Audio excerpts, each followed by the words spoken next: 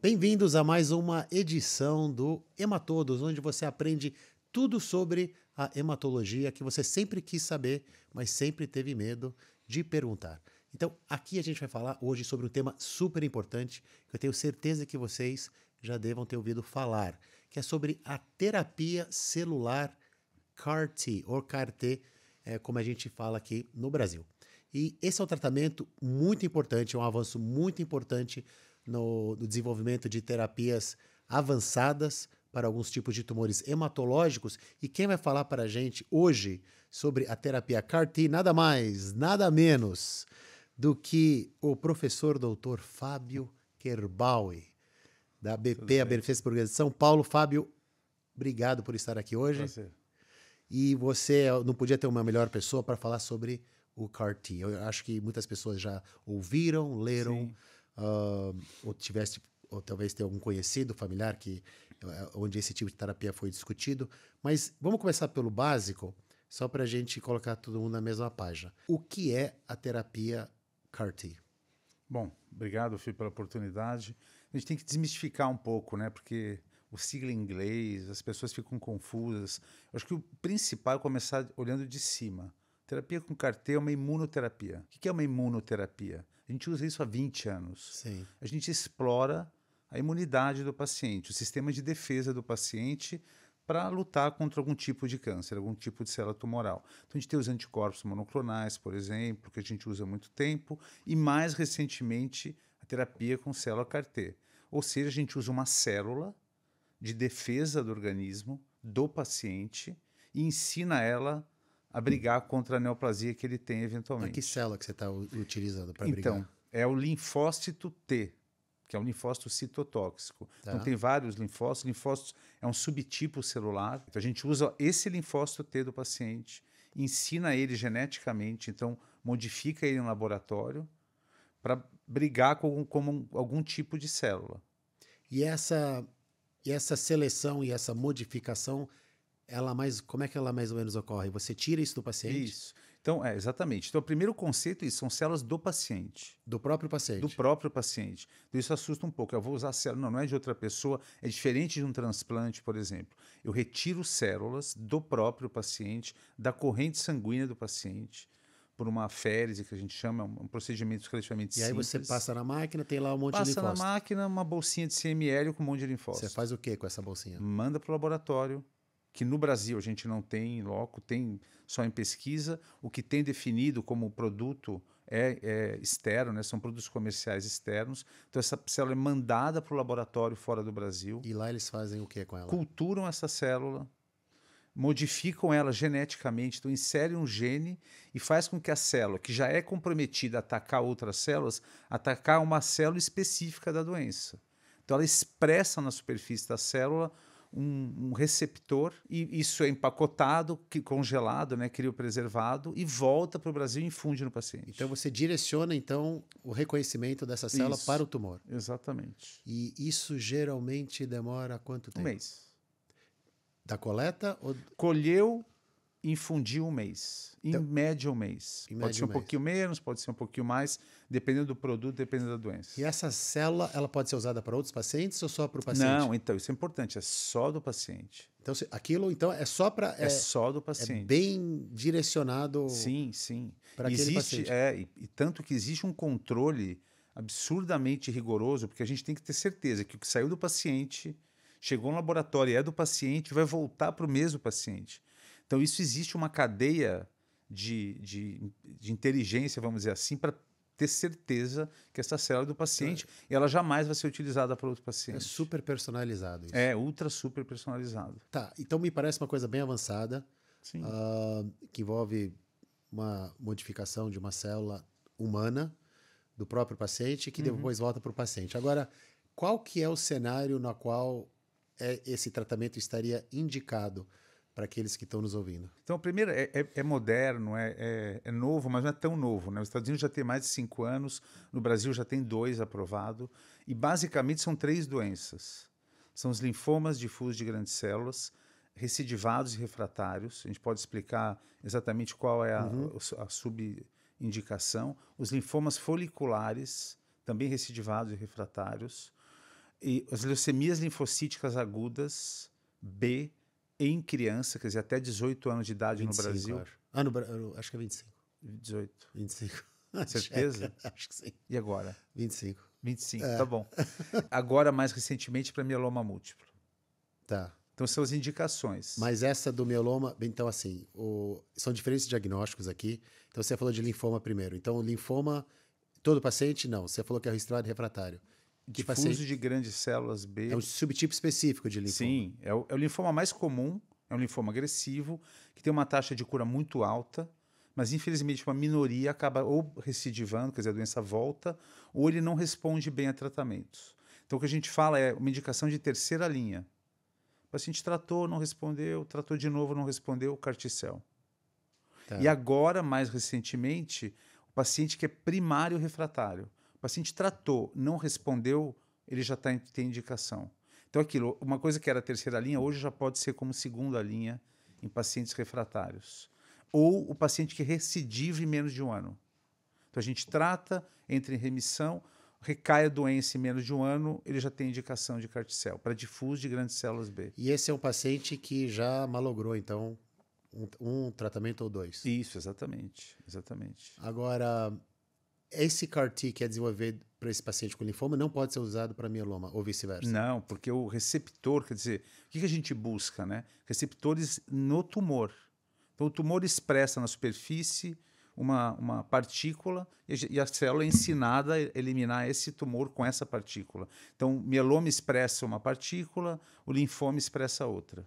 Então, é específico para a doença. O CAR-T ele é construído para uma doença. Então, o paciente, como é que isso compara com o transplante, por exemplo? Então, o paciente que a gente costumava transplantar ou transplanta, o CAR-T ele compete ou ele complementa? Como é que isso... Então, o CAR-T, dependendo do tipo de transplante autólogo, que são as células do próprio paciente, ele de alguma forma compete.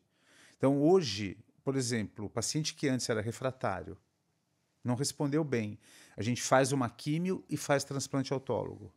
E o trabalho que liberou para essa segunda linha o CAR-T é exatamente isso. Ele comparou esse paciente que é refratário, autólogo ou CAR-T, vai melhor CAR-T.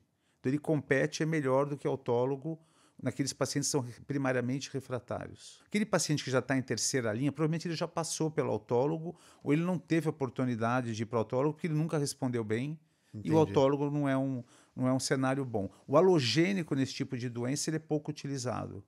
Muito pouco utilizado. Mas eu diria que, se a gente pensar que o transplante alogênico, né, que é de outro doador, é um tipo de imunoterapia, o CAR-T-cell nesse cenário é uma imunoterapia mais avançada.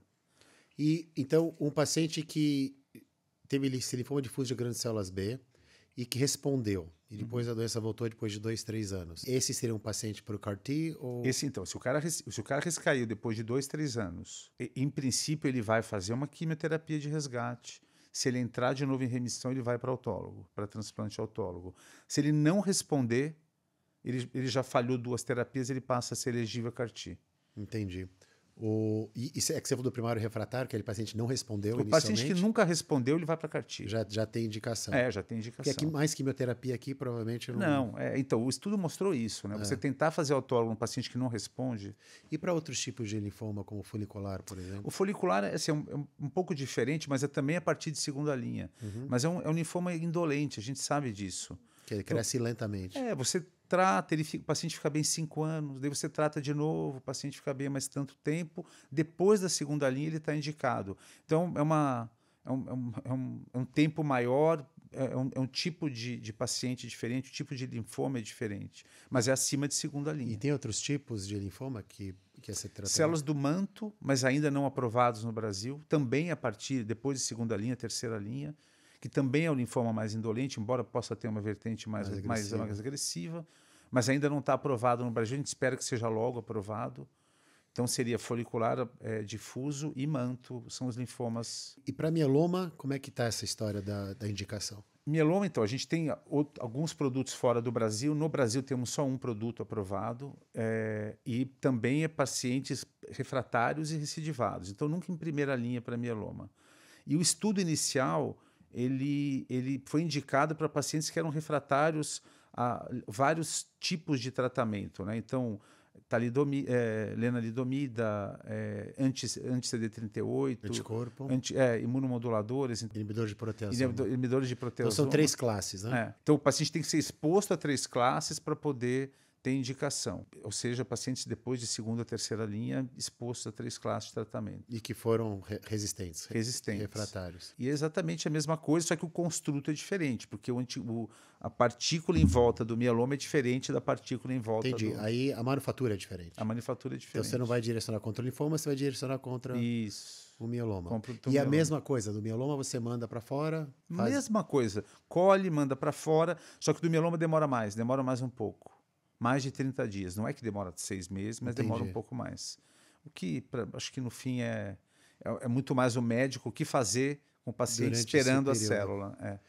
Por isso que precisa pensar nesse tratamento e não deixar muito para em cima da hora, porque talvez você não consiga... Essas terapias avançadas é aquilo que a gente fala. Como era com transplante, ainda é a 4 mãos. Né? O hematologista, quando ele julga que aquele paciente possa ser elegível, já entrar em contato com o centro que faz o CAR-T-cell e manejar isso de uma forma concatenada, né? Para você não perder o tempo E de coordenar indicação. isso. A gente faz isso muito na BP, a gente trabalha o nosso com dia a muitos dia, médicos. exatamente.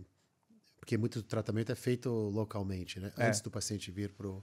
E o que é importante, né? Quer dizer, nem todos os centros são habilitados a fazer CAR-T-cell. Pelo contrário, são poucos no Brasil. Exatamente. Porque é tão rigoroso, é uma questão tão rigorosa em termos de logística, certificação.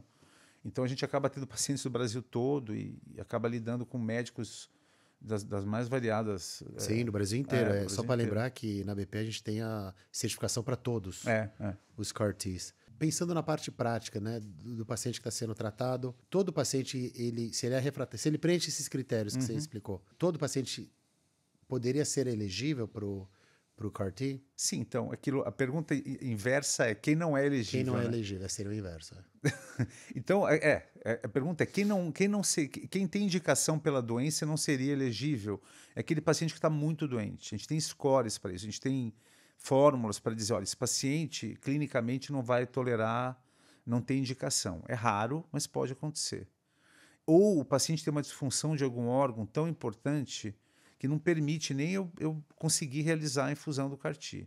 Então, são pacientes muito doentes. Eu diria que a ineligibilidade é muito rara, mas ela é relacionada muito mais à saúde do paciente do que à doença propriamente dita. Né? Mas por que te preocupa? Que o paciente não vai aguentar? Então, porque como todo tratamento, existe uma toxicidade possível. Qual que seria aqui?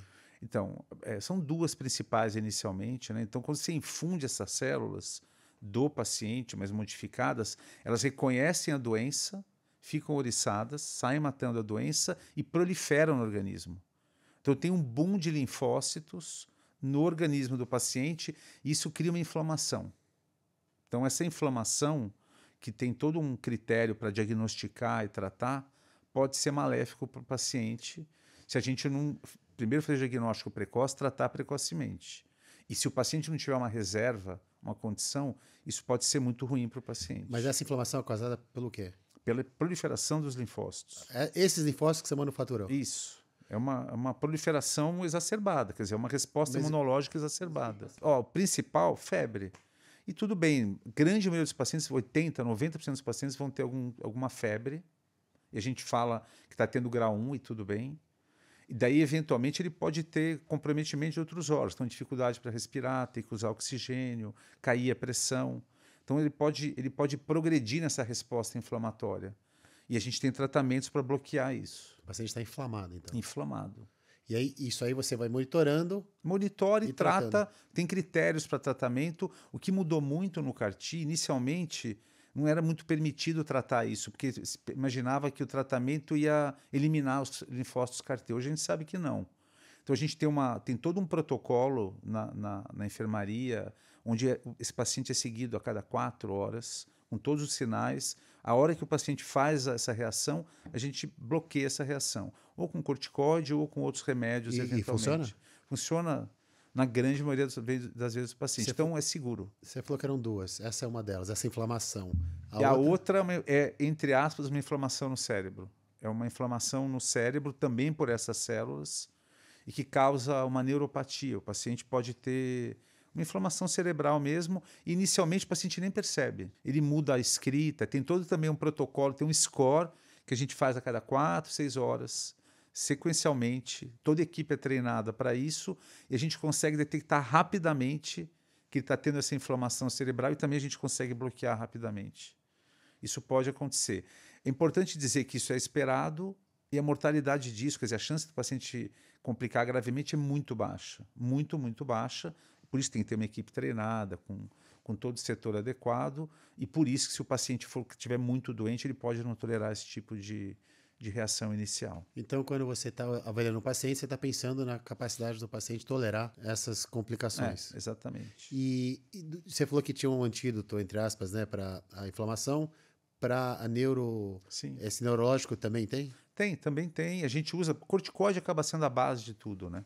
E tem os anticorpos que eliminam essa reação também que a gente utiliza. E o paciente fica quanto tempo, mais ou menos, internado? Então, é interessante. Nos centros que fazem muito nos Estados Unidos, isso é quase ambulatorial. Eles estão deshospitalizando os pacientes, porque, de novo, toda essa cadeia está muito controlada. No Brasil, a gente ainda interna, mas assim, o paciente interna, ele fica até 7 dias, porque é o tempo de aparecer essa reação. Depois de 7, 10 dias, o paciente estando bem, ele pode ir embora para casa. Então, é rápido. E o que a gente faz antes da infusão, a gente usa uma quimioterapia em dose baixíssima. Para quê? Que a gente chama de linfodepressão. Então, a gente diminui a resposta imunológica do paciente para dar a resposta dele forte. Entendi. Então, a gente diminui os linfócitos dele que estão circulantes para dar o linfócito mais potente. Isso é feito quando? Antes de receber as células? Antes. 6 dias antes, durante 6 dias. Isso é plenamente possível de ser feito ambulatorial. São quimioterapias que, embora sejam quimio, praticamente é isso. A gente usa como imunossupressor, vamos dizer assim, transitório. E aí você dá espaço para as células que estão... Isso, você infunde e espera o paciente ficar bem sem reação. E depois que o paciente vai de alta, então, o que você faz? Você acompanha ele ambulatorialmente? Acompanha a doença de base sempre, né? Acompanha com exames, etc. Acompanha essa neuropatia que pode acontecer mais tardiamente. Mas o paciente, então ele fica perto do centro por 1 mês. E a gente faz monitoramento de perto. Depois de 1 mês o paciente não teve nada, ele pode voltar para o centro de origem ou para onde ele... Então aí você segue com a avaliação para a doença. E é importante dizer que, eventualmente, o paciente pode ter um grau de imunossupressão depois. Então é importante seguir. Então a gente vê as imunoglobulinas, vê a contagem do sangue que pode cair. Então a médio prazo também pode ter, entre aspas, complicações que são esperadas, mas é importante monitorizar o paciente. Quer dizer, as contagens do sangue podem continuar baixas depois? Pode. Por um tempo, então o paciente tem que isso. continuar. Ou as imunoglobulinas, quer dizer, a defesa do organismo ficar um pouco deficitária por um tempo. Então isso é importante seguir. Nesses pacientes com uma leucemia linfoblástica aguda, ou linfoma, ou mieloma, o que você tem visto em termos de resposta e de sobrevida, de sucesso, vamos dizer assim? Acho que assim, o dado da literatura está muito parecido com os dados de vida real. Tá. Então, o Brasil ainda está engatinhando, a gente já fez vários, mas comparado ao primeiro mundo, Estados Unidos, Sim, Europa, mais tempo. então os dados de vida real internacionais são bons. São comparáveis ou até melhores do que os estudos iniciais pivotais. Depende muito do tipo de doença. Mas, por exemplo, um linfoma difuso de grandes células, que depois de terceira linha, um primário refratário, você consegue dar uma chance de controle da doença em torno de 50%, que é muito aceitável, perto de um quase zero sem a terapia com CAR-T. Embora, eventualmente, possa até ter uma outra alternativa, mas nesse cenário é uma terapia bastante animadora. Dados extremamente encorajadores, né? Que a gente não teria muito o que oferecer para o paciente que chegasse aos pés desses resultados. Excelente, Fábio. Achei fantástico. Acho que foi extremamente esclarecedor. Aqui, queria agradecer aí Eu que agradeço. A tua presença mais uma vez aqui. E a vocês também que nos assistiram aqui no Hematodos. Espero que vocês tenham aproveitado essa conversa, esse bate-papo sobre CAR-T e fique atento a futuras edições do Hematodos nas mídias sociais. Vamos abordar mais assuntos na área de hematologia, que inclui CAR-T e outros assuntos que você não pode perder aqui no Hematodos.